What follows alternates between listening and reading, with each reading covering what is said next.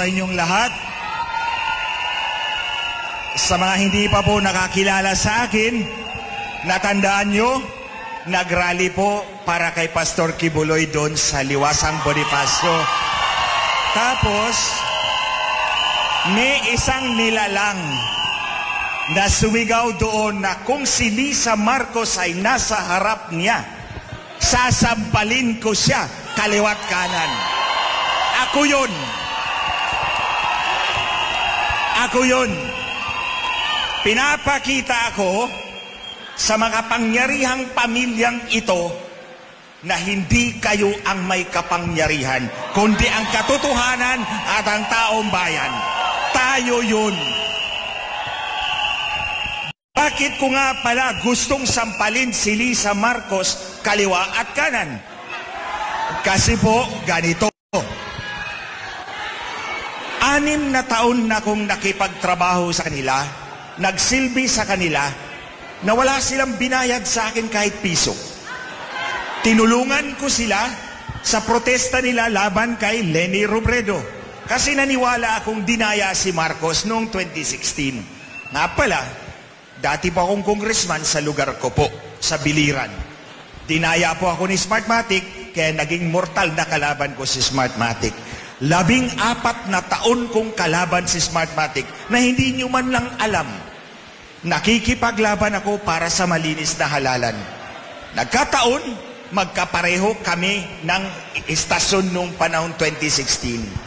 Pero, noong 2022, matapos mag-file si Marcos ng candidacy, Certificate of Candidacy, habang nangangampanya, inamin ni Lisa Marcos sa akin na magkakaroon siya ng meeting ng may-ari ng Smartmatic.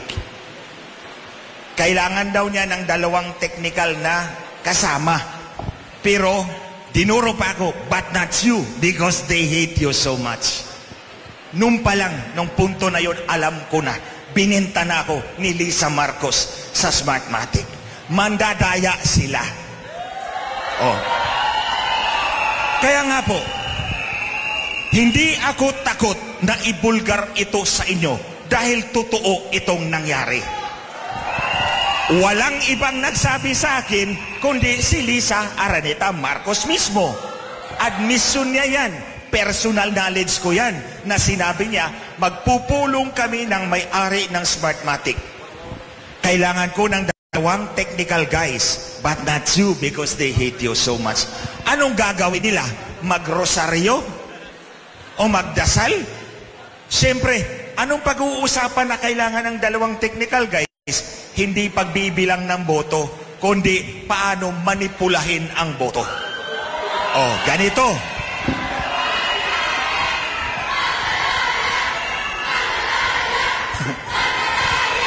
Okay, wait. So ito na. Pagkatapos ng eleksyon, yung grupo ni General Reo kumuha ng datos mula sa COMELEC at nakita nila libo-libong makina nag-transmit ng resulta galing sa iisang IP address lamang. Hindi yung IP address ng makina ninyo sa presinto, kundi galing sa iisang IP address lamang. Mahigit 30,000 precincts. So pinagtagpi-tagpi ko lahat yan at ito ang alam ko. Si Inday Sara, 32 million ang boto. Totoo yan na boto ni Inday Sara. Bakit? Dahil plastikan lang si Lisa Marcos. Ayaw niya kay Inday Sara nung nagsimula pa lang. Kahit nangampanya pa lang, ayaw niya kay Inday Sara. Plastikan lang yun. So hindi niya sinama doon sa kanyang manipulasyon. Ang boto ni Inday Sara, totoong kanya yan. Pero yung kay Marcos, nanalo siya, walang problema. Pero ang boto ni Marcos, pinakamataas, 24 million lamang. Hindi 31 million. Ang tingin ko, dinagdagan yung boto para dumikit kay Inday Sara. Kasi po, kung si Inday Sara ay 32 million at si Bongbong Marcos ay 24 million, sinong titingalain nating leader? Si Sara, hindi si Marcos. Ito namang si Marcos, Alam naman nating weakling to. Walang B. Walang B. So, whether in English or in Tagalog, you know what I mean. So, wala talaga. Sunod-sunuran lang yan sa kanyang asawa. Tandaan nyo, sa 6 na taon na yan, 2016 to 2022, 6 kaming technical na mga tao na tumutulong sa kanila. Plus yung 2 mag-asawa, naghahapunan kami doon sa bahay nila once a month. Sa 8 tao na yan, yung 2 mag-asawa at 6 na technical, ako lang at si Lisa ang nagyoyosi. So marami kaming pinag-uusapan na kaming 2 lang.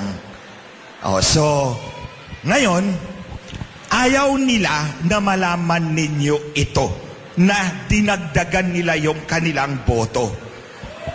Kung nanalo ka ng 24 million, sasaludo ako sa'yo. Pero kung dinagdagan mo ang boto mo, wala kang pinagkaiba sa masahol na mandaraya. Di ba? So kaya, nandito ako sa harap ninyo dahil karapatan ninyong malaman ang ginawa nila nung eleksyon. Karapatan natin bawat Pilipino na malaman na hindi ka pala, dinaya mo pala yung eleksyon mo. So, aside from that, yung asawa mo pa rin ang nagpapatakbo ng pamahalaan. Hindi naman nag-file ng certificate of candidacy yung yaya mo sa Malacanang. Hindi naman nag-file yan ng certificate of candidacy. Bakit yan ang nagpapatakbo ng ating pamahalaan? Believe me, kasama ko yan sa 6 na taon yung mag-asawa na yan. Alam kong si Lisa ang natutupad sa lahat ng bagay. Si Bongbong walang say. So ngayon, hahayaan ba natin ganito ang ating gobyerno? Hahayaan ba natin?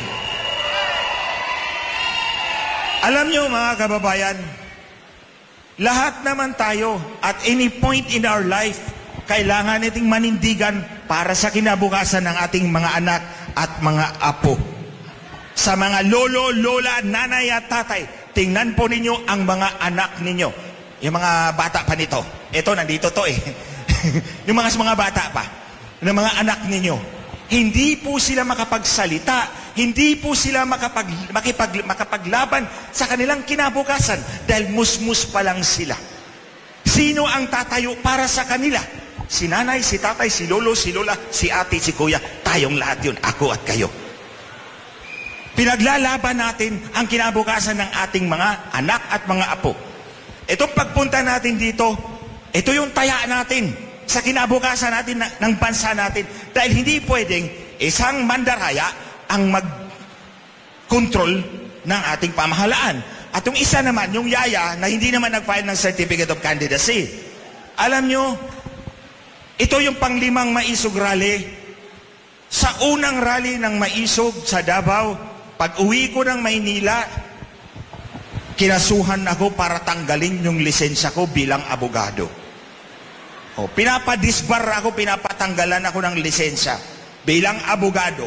Pagkatapos kong magsalita sa Cebu City, pagbalik ko, may pangalawang disbarment case ako. Pagpunta ko ng Tagum, sinabi ko bukas, pag uwi ko, may pangatlo akong disbarment. Totoo, pag uwi ko, meron na naman akong pangatlong disbarment. Nung sa Dumaguete, sabi ko, bukas pag uwi ko, meron na naman akong pang-4. Kinabukasan, nandun ang Supreme Court, nag-serve ng pang-4 na disbarment. So 4, ito yung pang-5. Bukas, pag uwi ko, meron na naman akong disbarment. Pilit nila akong pinapatanggalan ng lisensya. Pero sasabihin ko to sa iyo, Lisa Marcos, handa kong i-give up ang lisensya ko pagka-abogado if that is the price I will pay for the future of my country.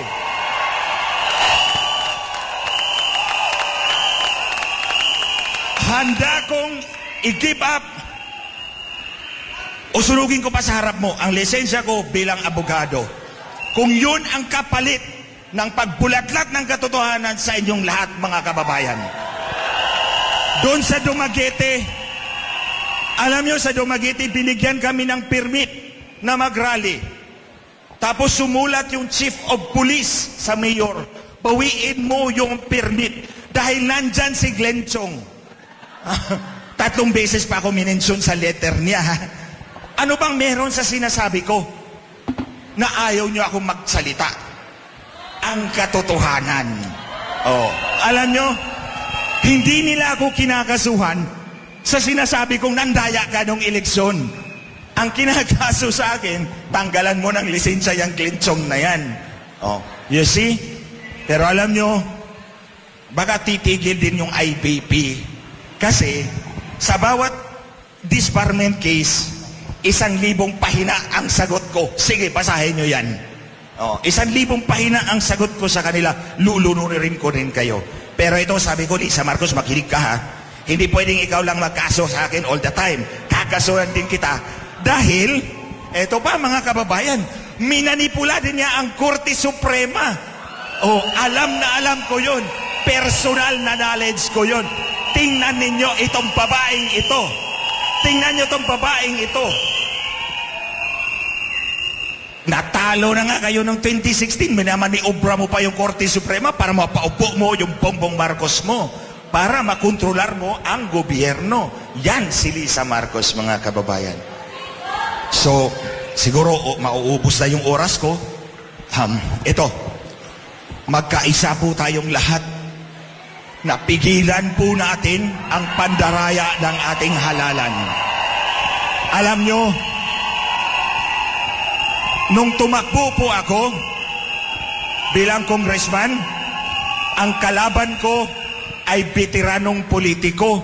Lahat ng posisyon, gobernador, congressman, mayor, isang pamilya lang. Pero pagkatapos ng halalan, nanalo po ako. Dahil naniwala yung taong bayan sa akin. Mano-mano yung eleksyon na yon. Dahil mano-mano ang eleksyon, mano-mano din ang dayaan. Pag mano-mano ang dayaan, nakikita ng mata mo. Pag automated ang eleksyon, automated ang dayaan, kahit pa nakadilat ang 4 mong mata, wala kang mahuhuli. Oh, kaya yan. So ito pinapabot ko sa inyo. I pay the price, but that's a good investment para sa kinabukasan ng inyong manak, ng inyong mga apo. Di bali na ang lisensya ko. You can have it, Lisa Marcos. So mga kababayan, maraming salamat for coming here. Maraming salamat for taking a stand for the future of our country. Maraming salamat po. Maraming salamat po, Ato.